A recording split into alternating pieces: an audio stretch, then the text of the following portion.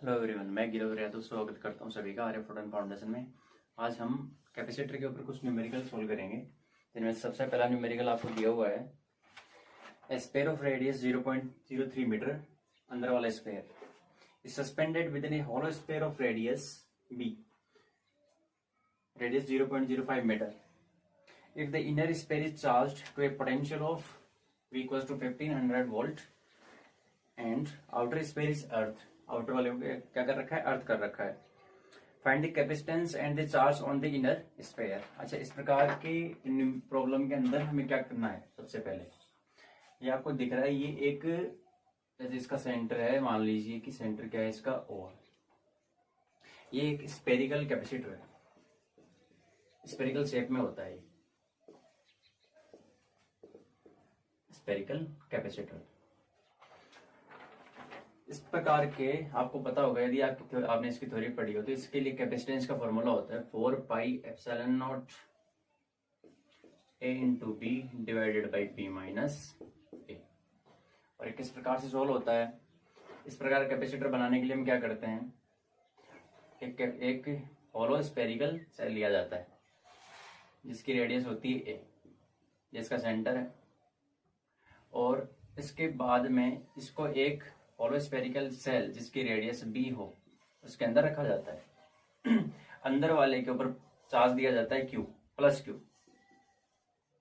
अब देखो, इसके ऊपर प्लस Q चार्ज है, तो चार्ज जो आउटर इसके ऊपर इंड्यूस होगा, प्लस Q की तरफ माइनस Q चार्ज इंड्यूस होता है, तो माइनस Q यहाँ पर इंड्यूस होगा और प्लस Q यहाँ पर इंड्यूस होगा। अब इसको कर दिया जाता है अर्थ। जैसे अर्थ करेंगे, इलेक्ट्रॉन यहाँ से आएंगे, इस प्लस Q चार्ज को आउटर वाले को तो क्या बना देंगे, न्यूट्रल। ठीक है, तो ये तो बन जाता है न्यूट्रल, प्लस Q तो रिमूव हो गया। अब इसके ऊपर प्लस चार्ज, इसके ऊपर माइनस चार्ज।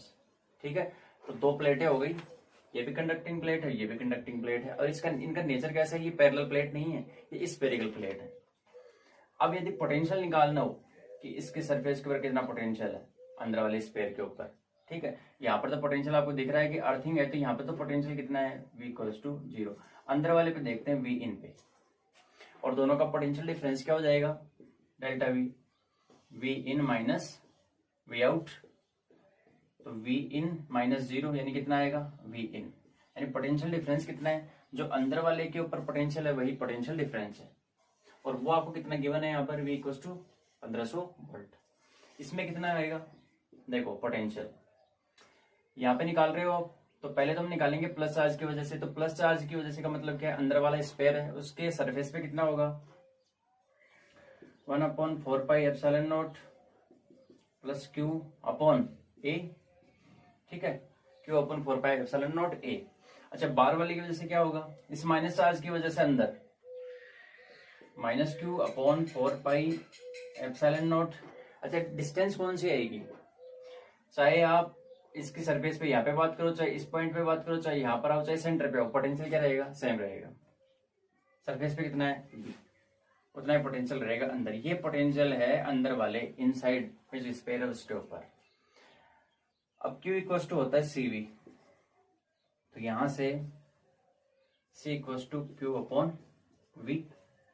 ठीक है, Q/V, तो यहां से आप Q कॉमन ले लीजिए, Q/ क्या कॉमन आ रहा है, 4πε0। ठीक है, 1/A माइनस 1/B कॉमन आ रहा है, ये आ गया कॉमन, Q/4πε0 है। इसको आपको डिनोमिनेटर में रखना है, तो जैसे आप रखेंगे Q से Q तो कैंसिल हो जाएगा, 4πε0 डिनोमिनेटर के डिनोमिनेटर में कहा चला जाएगा, ऊपर, और नीचे क्या है, 1/A माइनस 1/B। जब आप इसका एलसीएम लेंगे, एलसीएम आएगा A इंटू बी, वो चला जाएगा ऊपर, नीचे क्या बचेगा, B माइनस A। तो यही फॉर्मूला आ रहा है। देखो C इफेक्टिव कितना आता है, 4πε0 A into b upon B minus A। यहां पर हमें न्यूमेरिकली इसमें वैल्यूज रखनी है, डायरेक्ट आंसर आएगा। देखिए, तो C = 4πε0 की वैल्यू क्या होती है, हमने देखा था कूलम्ब्स लॉ के अंदर 1/4πε0 होता है 9 × 10⁻⁹। तो ये ऊपर है, तो वो 9 × 10⁻⁹ कहाँ जाएगा, नीचे आ जाएगा, इंटू A इंटू बी यानी 0.03 इंटू 0.05 अपॉन बी माइनस ए। बी माइनस ए मतलब कितना आएगा 0.02। ठीक है, यहां से डेसिमल के बाद में 2 नंबर हैं, ये क्या होगी इसकी पावर 10⁻², 10⁻² कट गई। यहां से कितना आएगा 5 3 जा 15, तो 0.15, 9 इंटू 10⁻9 इंटू 2। ठीक है, 9 2 18। इसको सॉल्व करेंगे तो इसका आंसर आता है 8.33 पिको फेरेड। पिको मतलब होता है 10⁻12। ये 8.33 इंटू 10⁻12 फेरेड आएगा, क्योंकि सी की यूनिट क्या होती है, फेरेड होती है। अब 10⁻12 को मैंने लिख दिया पिको, 10⁻³ को हम लिखते हैं मिली, 10⁻6 को हम लिखते हैं माइक्रो, 10⁻9 को लिखते हैं नैनो, और 10⁻12 दिख जाए तो उसको हम क्या लिखते हैं पिको फेरेड। तो पहला आंसर तो ये है। सेकंड क्या है, चार्ज निकालना है। ठीक है, पहले कैपेसिटेंस निकालना था, फिर निकालना है and the charge on the inner sphere. अच्छा, Q इक्वल्स टू CV, तो C को V से मल्टीप्लाई करेंगे, डायरेक्ट आंसर आएगा 8.33 इंटू 10⁻12 इंटू V कितना है 1500 वोल्ट। यहां से अब इसको मल्टीप्लाई कर लेना, आंसर आएगा 1.25 इंटू 10⁻8। देखो चार्ज की यूनिट कूलम, कैपिटल C, ये आपका आंसर हो जाएगा। यदि आप 10⁻9 में लिखना चाहो तो फिर आप 10⁻9 क्या लिखोगे, नैनो कूलम आंसर हो जाएगा। तो इस प्रकार का क्वेश्चन आता है, यदि स्फेरिकल कैपेसिटर का है तो उसमें ये फॉर्मूला अप्लाई करना है आपको, C equals to 4πε0 A into B upon B minus A। ये कैपेसिटेंस का फॉर्मूला हो जाएगा। सेकंड क्वेश्चन क्या है, an air cored capacitor of plate area capital A and separation D। इस प्रकार का कैपेसिटर है, यहाँ पे कोई पॉइंट A मान लीजिए, यहाँ पे कोई पॉइंट B है। इसका एरिया, उसने प्लेट का एरिया दे रखा है, ये एरिया कितना है इसका A है, और सेपरेशन कितना है D। इसका भी एरिया कितना है A है। इसके ऊपर प्लस चार्ज डेंसिटी, इसके ऊपर minus, plus sigma minus sigma, या चार्ज कितना है +2 -2। 2 dielectric slabs are inserted between the its plates. 2 dielectric slab डाल दी गई इन 2 डिफरेंट मैनर से शोज। किस प्रकार से डाली गई है, देखो इस प्रकार से डाली गई है।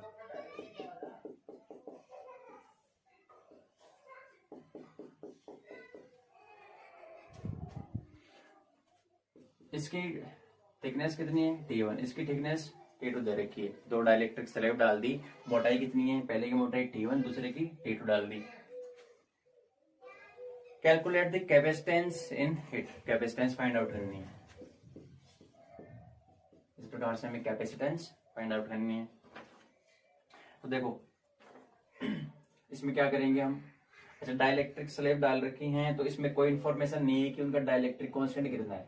आपने देखा होगा कि वैक्यूम के अंदर A∈0/d होता है कैपेसिटेंस, लेकिन यदि डाइलेक्ट्रिक स्लैब डाल दी जाती है तो C' हो जाता है A∈0K/d, जहां पर K क्या होता है डाइलेक्ट्रिक कांस्टेंट। ठीक है, ये आपको थ्योरी के अंदर आपने पढ़ा होगा। यहाँ पर वैक्यूम वाला पार्ट कौन सा है, टोटल D है, तो ये वाला वैक्यूम है, ये वाला वैक्यूम और ये वाला कितना है। यदि मैं D में से T1 और T2 माइनस कर दूं तो वो वैक्यूम है। ठीक है, तो यहां पर कितना हो जाएगा, देखो पहले हम वोल्टेज कैलकुलेट करते हैं। वोल्टेज क्या होता है, वोल्टेज होता है V equals to electric field into distance. Electric field vacuum में मैंने मान लिया E0 है, इस T1 थिकनेस के अंदर इलेक्ट्रिक फील्ड E1 है, और T2 थिकनेस वाली के अंदर कितना इलेक्ट्रिक फील्ड E2। वैक्यूम इस जगह तो है E0। पहली डाइलेक्ट्रिक स्लैब के अंदर इलेक्ट्रिक फील्ड E1 है, दूसरी में कितना है E2 है। अच्छा, इसका डाइलेक्ट्रिक कांस्टेंट मैंने K1 मान लिया और इसका कितना मान लिया K2 मान लिया। ठीक है, ये पहले हमें अजम्पशंस मानने पड़ेंगे। पोटेंशियल कितना होगा E0 इंटू, क्योंकि पहले वैक्यूम वाले पार्ट के लिए लिखूंगा तो D माइनस T1, और इस प्रकार से ये भी माइनस होगा, ये तो इसके लिए हो गया। अब आते हैं पहली स्लैब के ऊपर, तो E1 into T1 plus E2 into T2, equation number first. ठीक है जी, अब उसके बाद में ये वोल्ट, अब अभी अभी क्या चाहिए, पहले हम पोटेंशियल ही कैलकुलेट करते हैं, फिर उसके बाद हम क्या करते हैं, अपने पास फॉर्मूला होता है C equals to Q upon V। Potential की वैल्यू यहाँ पर रखते हैं, डायरेक्ट क्या आता है, आंसर आता है। तो अच्छा E नोट, चूंकि E नोट इक्वल्स टू कितना है, होता है सिग्मा अपॉन एप्सिलॉन नोट होता है, और सिग्मा क्या होता है, Q अपॉन एरिया। ये लो इक्वेशन नंबर 2, ये तो E नोट हो गया। अच्छा E1 कितना है, E1 क्या होता है, E1 होता है E naught upon K1। Electric field कम हो जाता है डाइलेक्ट्रिक कांस्टेंट के रेशियो से। पहले कितना था E नोट, और हम बात कर रहे हैं पहली स्लैब की, तो इसमें E1 है तो डिवाइड किससे करेंगे, K1 से करेंगे। ठीक है, ये कितना हो जाएगा, Q upon A epsilon note into K1। अच्छा E2 कितना होगा, E2 होगा E note divided by K2,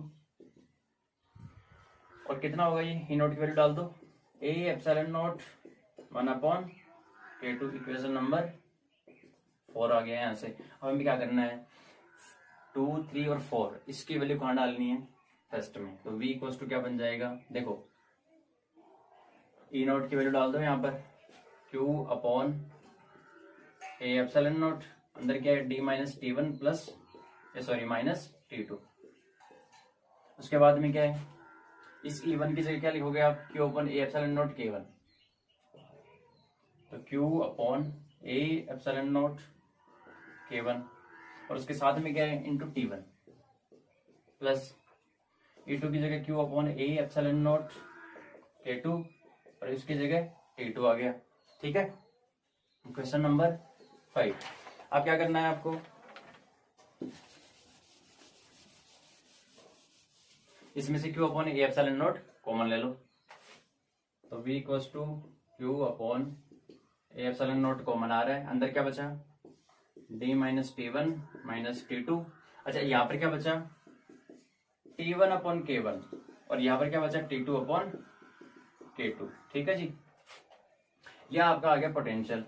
हम जानते हैं C इक्वल्स टू होता है चार्ज अपॉन वोल्टेज, तो चार्ज से जब ये V की वैल्यू अब यहाँ पर डालोगे तो चार्ज से चार्ज कैंसिल आउट हो जाएगा, A एप्सिलॉन नोट चला जाएगा ऊपर और ये वाला पार्ट आ जाएगा नीचे। तो A epsilon naught upon D minus T1 minus T2 plus T1 upon K1 plus T2 upon K2। ये इसका क्या आ गया, आपका आंसर आ गया। देखो A epsilon naught upon D distance की फॉर्म में यही है, A epsilon naught upon D। Vacuum वाला पार्ट लिखेंगे सबसे पहले, वैक्यूम का कितना बच रहा है, D minus T1 minus T2। उसके बाद में कौन सा लिखेंगे, जिसमें डाइलेक्ट्रिक डाली गई, T1 upon K1 plus T2 upon K2। कितने में स्लैब हो, 4 होती तो T1 upon K1 plus T2 upon K2 plus T3 upon K3 plus T4 upon K4 होता। यहाँ पर क्या आता है, D minus T1 minus T2 minus T3 minus T4। Infinite होती है, इसी प्रकार से पहले वैक्यूम का लिखो, उसके बाद में डाइलेक्ट्रिक। डाइलेक्ट्रिक में क्या करना है, डिस्टेंस कितनी है, उसकी मोटाई कितनी है, उसकी मोटाई को उसके डाइलेक्ट्रिक कांस्टेंट से क्या करना है, डिवाइड करना है। ठीक है, ये इस प्रकार से आपका क्या हो जाएगा, आंसर हो जाएगा। अब उसके बाद में चलते हैं थर्ड क्वेश्चन के ऊपर।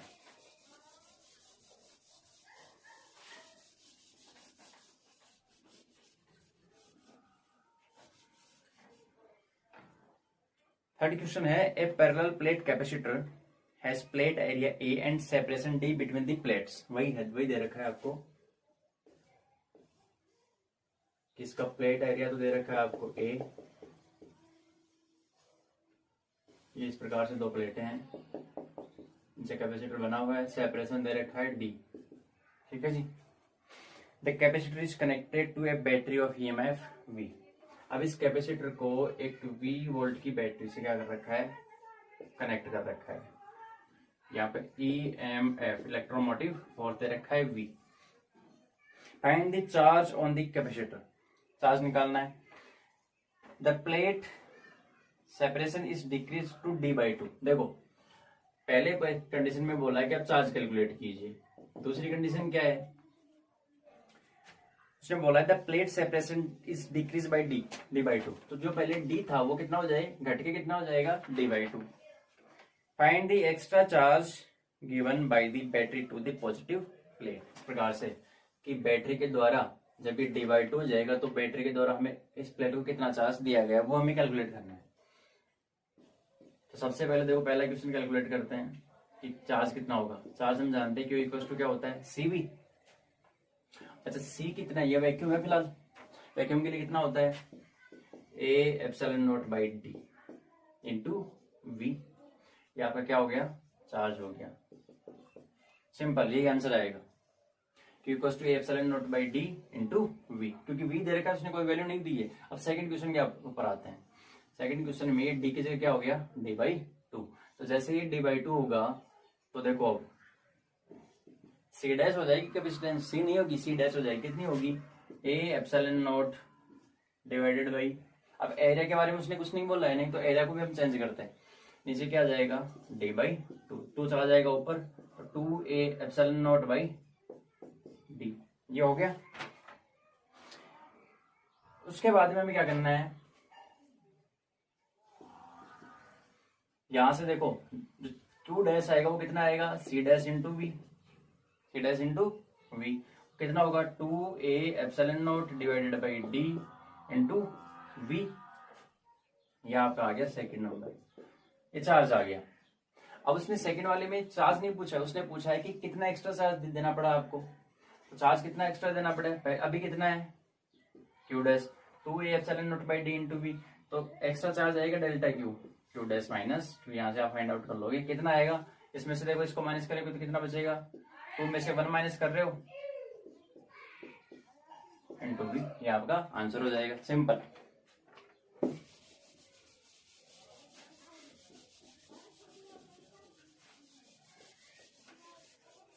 अच्छा फोर्थ क्वेश्चन है, the distance between the plates of a parallel plate capacity is 0.04 metre.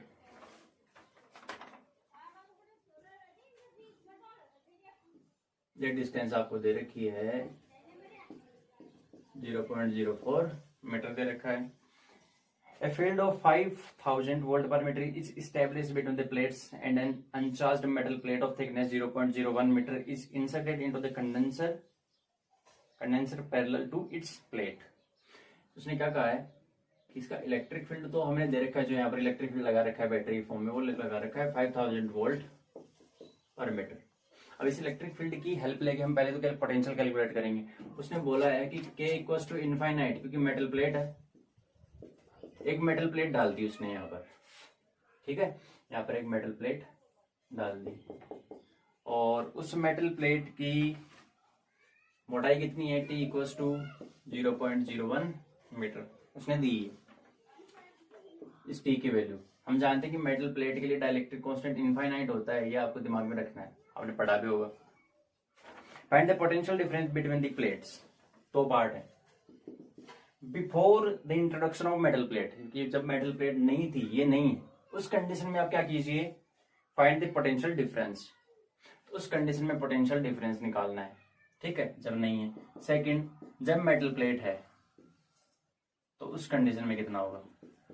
दोनों का आंसर सी है हमें।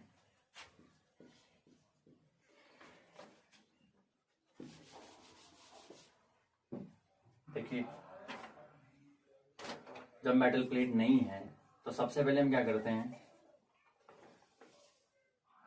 सबसे पहले जब पहला पार्ट कैलकुलेट करते हैं कि मेटल प्लेट जब नहीं है, यहाँ पर ये कुछ नहीं, वैक्यूम है। वैक्यूम के लिए हम क्या किस प्रकार से कैलकुलेट करते हैं, देखो V equal to electric field और पोटेंशियल में रिलेशन होता है, V equal to E into d, ये रिलेशन होता है। इलेक्ट्रिक फील्ड कितना है 5000, अच्छा डिस्टेंस कितनी है 0.04 मीटर, यहाँ से कितना आंसर आएगा 5 4 20, ये आ जाएगा 200 वोल्ट के समथिंग।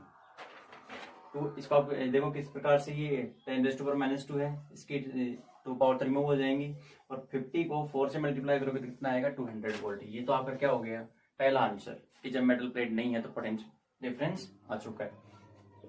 सेकंड कंडीशन, जब मेटल प्लेट डाल देगा तो उस कंडीशन में ये तो वैक्यूम वाला पार्ट है और ये मेटल वाला पार्ट है, ठीक है।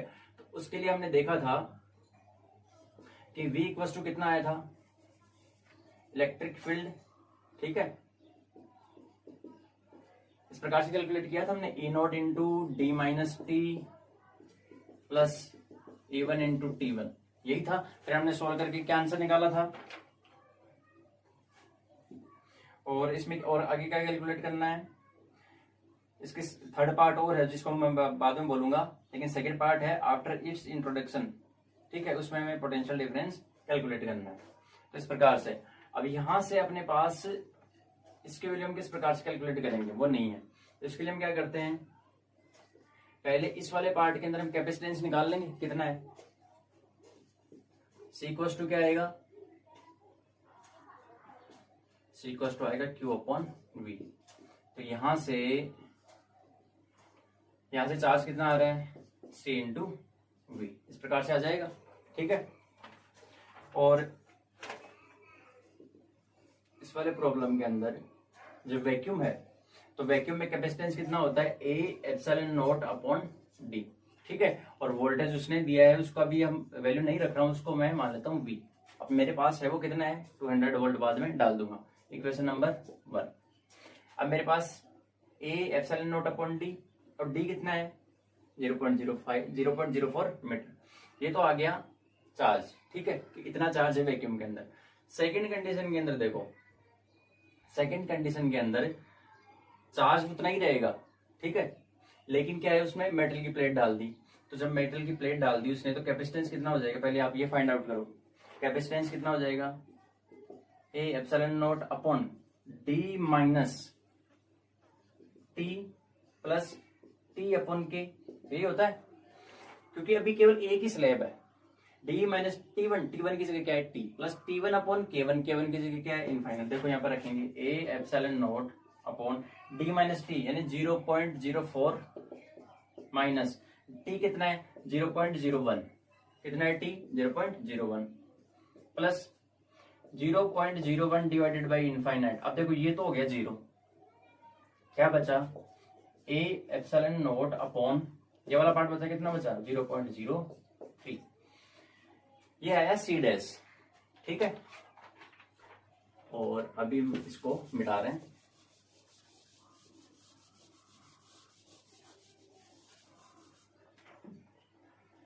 यहां से सी डैश निकाल लिया, तो चार्ज तो सेम रहेगा चाहे आप मेटल प्लेट रहे या ना रहे, ठीक है, क्योंकि इलेक्ट्रिक फील्ड उतना ही है।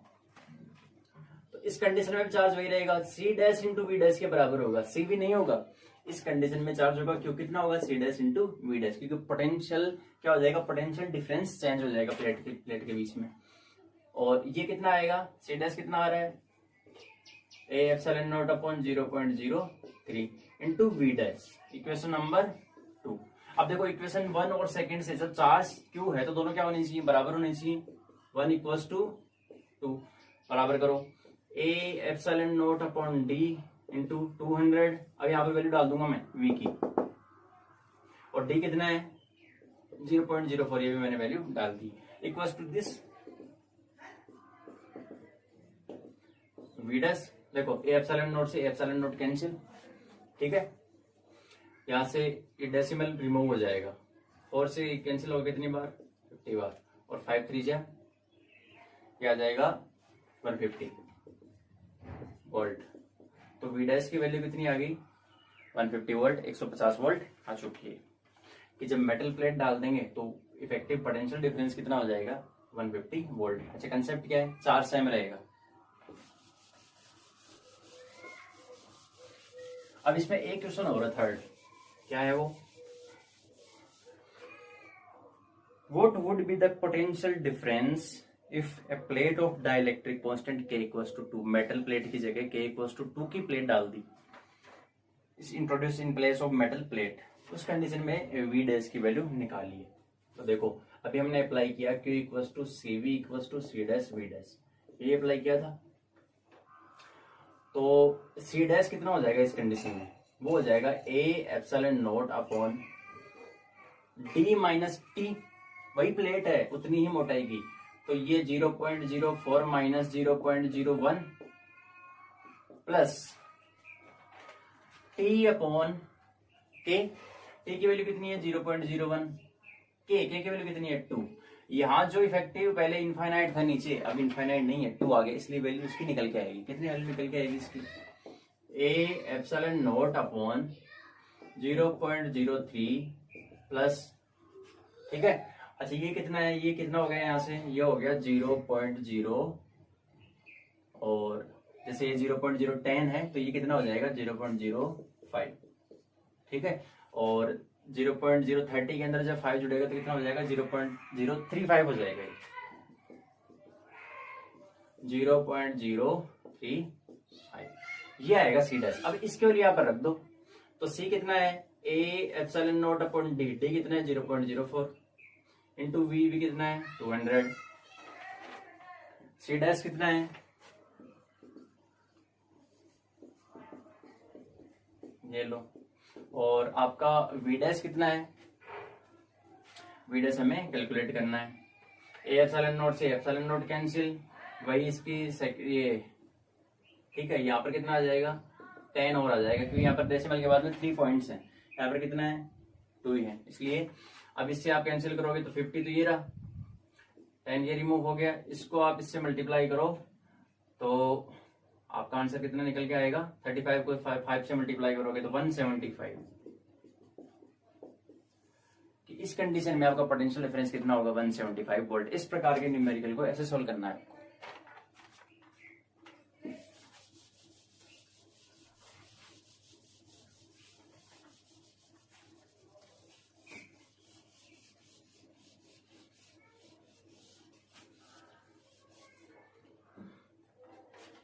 इसके बाद में अब कुछ डायग्राम के टाइप क्वेश्चन हैं जिनको हम सोल्व करते हैं। जैसे ये पूछ लिए जाते हैं कई बार, find the equivalent capacitance between 2 points A and B. अच्छा देखो डायग्राम बना रहा हूं, ये आपके पास इस प्रकार से क्वेश्चन है, इस प्रकार से दिया हुआ है, यहां पर एक पॉइंट है ए और एक पॉइंट है बी। ए और बी के बीच में इफेक्टिव कैपेसिटेंस निकालनी है। अरेंजमेंट इस प्रकार से है कि ये तो कैपेसिटर की प्लेट है जिनका एरिया ए है, टोटल एरिया कितना है ए। यहां पर एक डाइलेक्ट्रिक स्लैब डाल दी K = 4 की, K1 कितना है K1 = 4, डाइलेक्ट्रिक कांस्टेंट की वैल्यू कितनी है 4 है। इस प्रकार से और 2 पार्ट में डिवाइड कर दिया, K2 = 3 और K3 = 6। ये लीजिए K1 की वैल्यू 4 है, K2 की वैल्यू 3 है, K3 की वैल्यू 6 है। इस प्रकार से क्या है डाइलेक्ट्रिक अलग अलग स्लैब्स हैं। अब हमें अब देखो यहाँ पर इसको कैसे सोल्व करना है। डायग्राम दे रखा है उसने, ये प्लेटें हैं 2 कैपेसिटर की, ये डिस्टेंस होती है d। अब यहाँ पर ये कितनी है d/2, ये भी कितनी है d/2। अच्छा इसके लिए कितनी है डिस्टेंस, इसके लिए d है। पहली जो स्लैब है उसके लिए डिस्टेंस कितनी है, दोनों प्लेटों के बीच में वैक्यूम तो है ही नहीं, केवल पूरा डाइलेक्ट्रिक कांस्टेंट भरा हुआ है।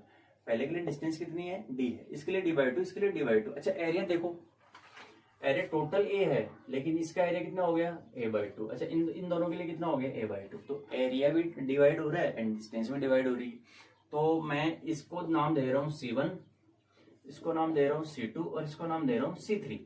उसके बाद में क्या करूंगा, C2 और C3 देखो लगातार है इसलिए ये हो जाएंगे सीरीज में, और जब C2 और C3 की वैल्यू निकल के आ जाएगी फिर सीरीज में क्या करेंगे, सीरीज वाला फॉर्मूला अप्लाई करेंगे, फिर इसका जो आंसर निकल के आएगा वो C1 के क्या हो जाएगा पैरेलल में और वो जुड़ जाएगा। तो पहले हम C1 कैलकुलेट करते हैं। C1 डाइलेक्ट्रिक जब होता है तो C1 का फॉर्मूला क्या होता है A∈0 K1 / D, यही होता है। अच्छा एरिया की जगह क्या है, एरिया की जगह कितना है एरिया a/2 ε0। अच्छा K1 की जगह कितना है 4, K1 की जगह कितना है 4 है। नीचे D की जगह D है, यहां से आंसर आ जाएगा देखो 2 से 4 कैंसिल 2 बार और 2A∈0 / D, ये आ गया इक्वेशन नंबर 1। C2 कैलकुलेट करते हैं। C2 की वैल्यू कितनी है, एरिया ε0 K2/2 D आएगा तो एरिया की जगह कितना है a/2 ε0। अच्छा K1 की जगह कितना है K2 और वैल्यू कितनी है 3 डिवाइडेड बाई डिस्टेंस, डिस्टेंस में d/2 हो गई, 2 से 2 कैंसिल आउट हो जाएगा,3A∈0 divided by D, 3A∈0 D इसका क्या आ जाएगा आंसर आ जाएगा। अच्छा C3 कितना है, C3 को देखिए आप, दे रहा area half epsilon not K3 into K3 6 divided by distance d by 2 से 2 cancel 6a epsilon naught by d। Equation number 3। अब C2 और C3 तो क्या है, सीरीज में है ये दोनों लगातार, ठीक है। तो सीरीज में मतलब C डैश कितना आएगा इफेक्टिव C2 एंड C3 का, C डैश उसको मैंने लिख दिया, ठीक है। वो कितना आएगा C2 into C3 upon C2 plus C3, ये होता है फॉर्मूला। 1 अपॉन इफेक्टिव क्या होता है 1 upon C dash equals to 1 upon C2 plus 1 upon C3 होता है। इसको सॉल्व करने के बाद ये आता है। तो इन A epsilon naught by D तो क्या रहेगा,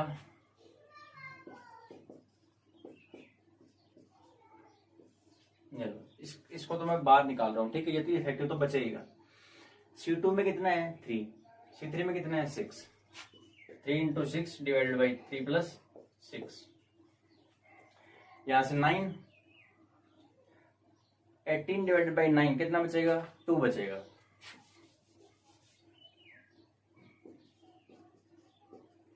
तो 2a epsilon naught by D इसका क्या हो जाएगा, आंसर हो जाएगा। अब जो ये 2a epsilon naught by D आ रहा है वो C1 की वैल्यू कितनी है 2a epsilon naught by D, इसके क्या है पैरेलल में। Now C1 and C dash are parallel, तो पैरेलल जब हो गए इसका मतलब C इफेक्ट इक्विवेलेंट कितना आएगा C1 plus C dash parallel में ऐड होता है। तो 2 plus 2 a epsilon naught by D कितना आंसर आ जाएगा 4a epsilon naught by D. आपका ये क्या हो जाएगा आंसर हो जाएगा 4a epsilon naught by D, ये टोटल आंसर।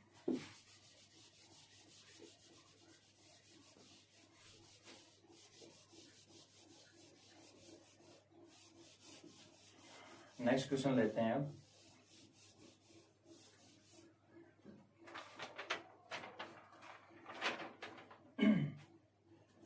इफेक्टिव इक्विवेलेंट या इफेक्टिव कैपेसिटेंस फाइंड आउट करना है 2 पॉइंट्स के बीच में। ये आपको प्रॉब्लम दे रखी है कि ये इस प्रकार से सर्किल है, उसके अंदर इस प्रकार से कैपेसिटर लगा रखे हैं।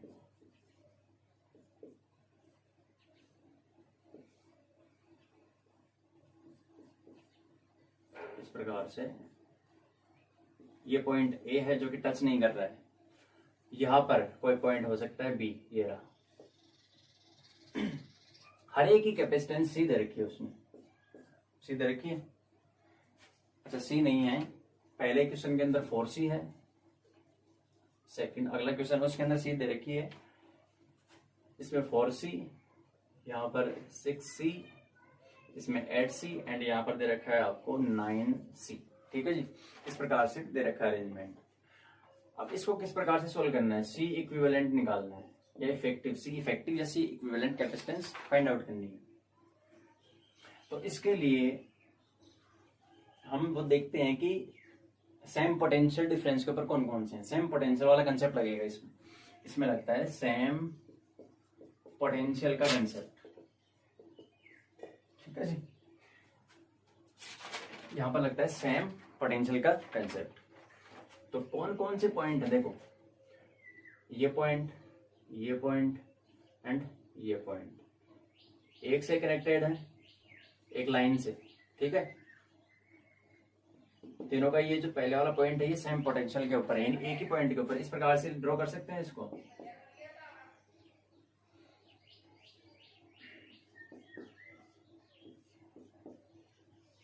ये आपका कौन सा पॉइंट है बी।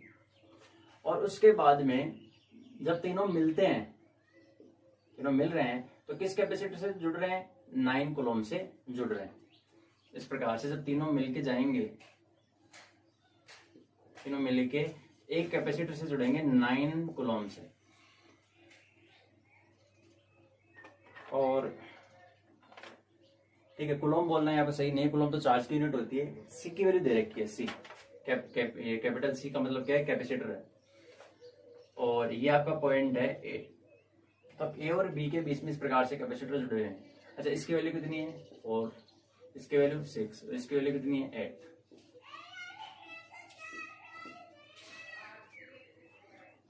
ये तो पैरेलल में है। अच्छा, पैरेलल में इसमें इनको हम रिमूव कर सकते हैं। पैरेलल में किस प्रकार से होते हैं, डायरेक्ट ऐड होते हैं, C1 plus C2 plus C3। तो 8 प्लस 6 14, 14 प्लस 4 18। ये हो गया B के बाद में 18 और यहां से हो गया 9। अब ये किस में हो गए, सीरीज में। तो सीरीज में कैसे सॉल्व होते हैं, 18 इंटू 9 अपॉन 18 प्लस 9। कितना आंसर आएगा इसका, देखो यहां से हम इसको सॉल्व करते हैं तो 18 इंटू 9 इसको डायरेक्ट लिखते हैं। ये कितने हो गए 27। तो आंसर आ जाएगा 6। इफेक्टिव कितना आ रहा है भाई, 9 3 से 27, 3 बचेगा और 3 6 या 18। ये आपका हो जाएगा 6। इस प्रकार से 6 हम फैरेड बोल सकते हैं, यदि यूनिट में लिखना चाहें तो 6C या 6 फैरेड क्या हो जाएगा, इसका आंसर हो जाएगा। तो ए और बी के बीच में ये इफेक्टिव कैपेसिटेंस कितनी है, 6। उसके बाद में एक इनफाइनाइट सीरीज दे रखी है। इनफाइनाइट सीरीज किस प्रकार से है, इस प्रकार से है। 2 पॉइंट है यहाँ पर A एंड B, और आपको दे रखा है कि इसकी कैपेसिटेंस तो है C, इसकी है 2C, फिर उसके बाद में वापस C और फिर अगेन 2C। ये सीरीज रिपीट हो रही है, कहने का मतलब ये वाला अरेंजमेंट रिपीट हो रहा है। ये वाला यहाँ पर क्या आ जाएगा 2C। ये अरेंजमेंट क्या हो रहा है, रिपीट हो रहा है, इनफाइनाइट तक जा रहा है। तो देखो जितना पोटेंशियल डिफरेंस ए और बी के बीच में है उतना ही इन पॉइंट्स के बीच में होगा, ठीक है। इनफाइनाइट सीरीज है इसलिए हम मान सकते हैं कि जितना पोटेंशियल यहाँ पर, जितनी इफेक्टिव कैपेसिटेंस यहाँ पर है उतना ही यहाँ पर होगा। यहाँ पर कोई पॉइंट मान लीजिए एक्स और वाई, ठीक है, और उन दोनों के बीच में कितना रहेगा, जैसे इफेक्टिव कैपेसिटेंस यहाँ पर ए और बी के बीच में यदि मैं मान लू लेट सी इफेक्टिव बिटवीन ए और बी के बीच में कितनी है, एक्स है, तो वही किसके बीच में होगी, एक्स एंड वाई के बीच में, और वो भी कितनी होगी, एक्स होगी इफेक्टिव कैपेसिटेंस। तो हम क्या करेंगे, इस आगे वाले पार्ट को रिमूव कर देंगे और यहाँ पर क्या जोड़ देंगे, एक्स जोड़ देंगे। इस प्रकार से देखो तो सी पॉइंट हो गए ए एंड बी, और यहाँ पर क्या आ जाएगा, एक कैपेसिटेंस, इसकी कैपेसिटेंस कितनी है, एक्स है, इसकी वैल्यू एक्स ही है, ठीक है। अब उसके बाद यहाँ पर इसको सॉल्व कैसे करें, ये देखो ये किसमें है, दोनों एक वायर से कनेक्टेड है, तो किसमें है, ये सीरीज में। और सीरीज में किस प्रकार से सॉल्व होता है, इन दोनों की जगह मैं लिखूंगा सी डैश। सी डैश कितना आएगा, 2C into x upon 2C into x, और क्या आएगा 2C प्लस एक्स आ जाएगा। तो ये इसकी वैल्यू आ गई 2CX upon 2C plus x, equation number 1 c dash की। अब ये सी डैश इस प्रकार से हो जाएगा कनेक्ट। देखो 2 पॉइंट है, पहला पॉइंट ए है, सेकंड पॉइंट बी है, यहां पर है सी और यहां पर कितना है, यहां पर है सी डैश। अब सी डैश और सी पैरेलल है, तो पैरेलल तो क्या होते हैं, ऐड होते हैं।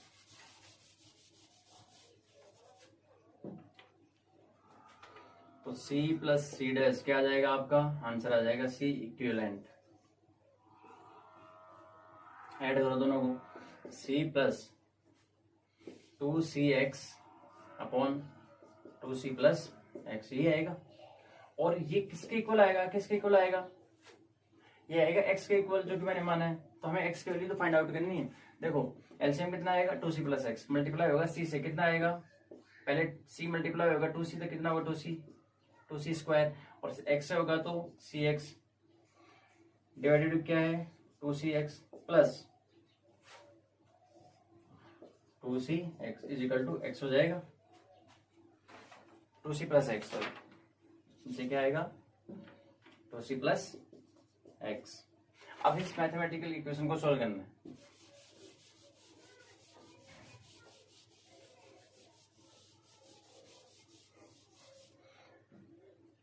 इसको किस प्रकार सोल्व करेंगे, 2c² प्लस यहां से ये कितना हो गया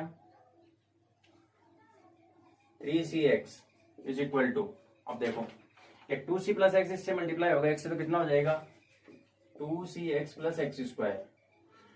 2cx के अंदर कितने पार्ट हैं, cx प्लस 2cx, 2cx तो 2cx से कैंसिल, ये आपका बच गया x² minus cx minus 2c² equal to 0। ये एक क्या है, क्वाड्रेटिक इक्वेशन है। इसको सोल्व करो, x², x के लिए सोल्व करना है, तो इसको हम इस प्रकार से मान सकते हैं,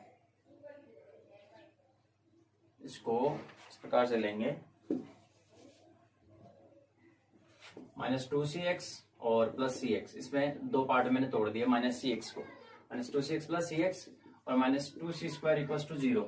तो यहां से x कॉमन ले लेंगे दोनों पहले पार्ट के अंदर, क्या आएगा x माइनस 2c, बाद में कॉमन लेंगे क्या c कॉमन ले लेंगे, तो यहां से x minus 2c equal to 0। इससे तो आएगा x इक्वल टू 2c और इससे आएगा x प्लस c से x equal to minus c, तो माइनस तो होगी नहीं, इफेक्टिव कैपेसिटेंस क्या आंसर आएगा x इक्वल टू 2c।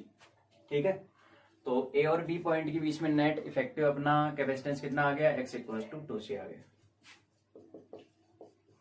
यहाँ पर क्या हो जाएगा, आंसर हो जाएगा। और इस प्रकार से बहुत सारी प्रॉब्लम होती है कि कोई भी एक टिपिकल नेटवर्क दिया जाता है, उसको आपको क्या करना होता है, ब्रेक करना होता है, इसमें आपको इफेक्टिव कैपेसिटेंस फाइंड आउट करनी होती है।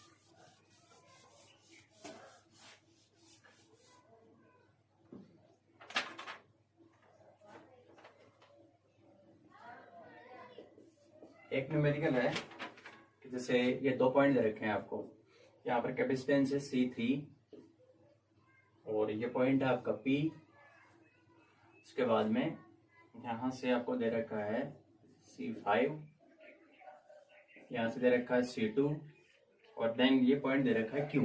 ठीक है, उसके बाद में सर्किट क्या है कि यहाँ से एक कैपेसिटेंस है C1 जो कि कनेक्टेड है इस पॉइंट से यहाँ पर, ठीक है, और उसके बाद में एक यहाँ से कनेक्टेड है और ये जा रहा है, इसको हम बोलेंगे C4।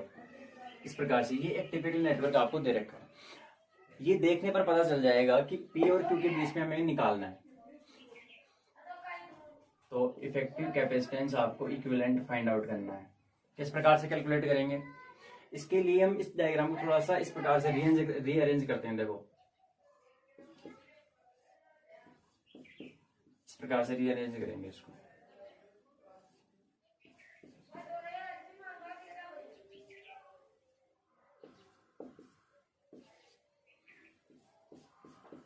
देखो P Q। अच्छा देखो ये कितना है, P एंड Q, इस पॉइंट को नाम दूंगा Q, इस पॉइंट को नाम देंगे R एंड इस पॉइंट को नाम देंगे S। देखो P एंड R के बीच में कैपेसिटेंस कितनी है, C1 हो गया। अच्छा P एंड S के बीच में कैपेसिटेंस कितनी है, C3, ठीक है। R एंड Q के बीच में कितना है, C2, R एंड Q। उसके बाद S एंड Q के बीच में कितना है, C4, S and Q C4। और ये बीच वाला कितना हो गया, S एंड R के बीच में, ये आपका पॉइंट है जैसे ये R, ये हो गया C5। ठीक है, मुझे P एंड Q के बीच में क्या निकालना है, और उसने दिया है कि C1 equal to C2 equal to C3 equal to C4 equal to value कितनी दी है उसने, 4 माइक्रोफैरड उसने दे रखा है। देखो इसको बोलते हैं व्हीटस्टोन ब्रिज, ये इस प्रकार का अरेंजमेंट यदि दिखता है इसको हम बोलते हैं व्हीटस्टोन ब्रिज। और जब ये कंडक्ट करता है तो इस पॉइंट का और इस पॉइंट का पोटेंशियल सेम होता है, यानी इन दोनों के बीच में पोटेंशियल डिफरेंस 0 होता है। जब पोटेंशियल डिफरेंस 0 तो कोई करंट फ्लो नहीं होगी, इसका मतलब ये कैपेसिटर क्या हो जाएगा, रिमूव हो जाएगा। तो यहां से ये वाला क्या हो जाता है, रिमूव हो जाता है C5। अब देखो ये दोनों किसमें है, सीरीज में, ये ऊपर वाले दोनों, नीचे वाले दोनों किसमें, सीरीज में। तो C1 और C2 सीरीज में हो गए तो दोनों क्या हो जाएंगे इस प्रकार से। देखो ये आपका डायग्राम इसमें कन्वर्ट हो जाएगा, एक कैपेसिटर ऊपर आएगा और एक आएगा नीचे, पी एंड क्यू। इसको आप नाम दीजिए सी डैश, इसको दीजिए c double dash. C dash क्या है, C1 और C2 का नेट कितना है, C1 इंटू C2 अपन C1 प्लस C2, वैल्यू कितनी है 4 इंटू 4 अपन 4 प्लस 4। जब दोनों इक्वल होते हैं तो आंसर आता है हाफ, और का हाफ कितना हो गया 2। कैलकुलेट भी कर लीजिए इसे।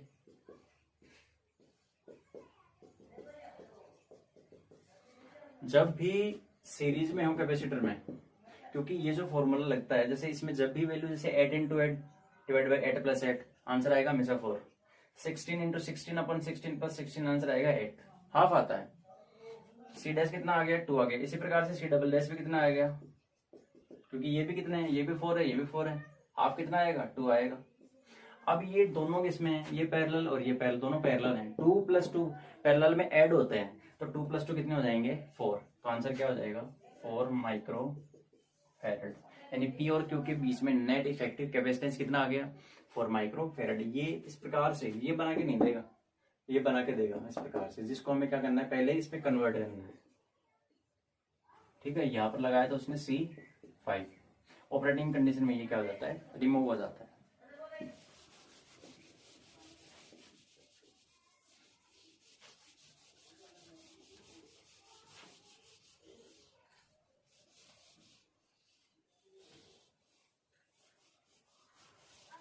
इस वीडियो लेक्चर में इतना ही, थैंक यू वेरी मच। और नेक्स्ट वीडियो लेक्चर में हम कुछ नए टॉपिक के साथ मिलेंगे। आज के लिए इतना ही।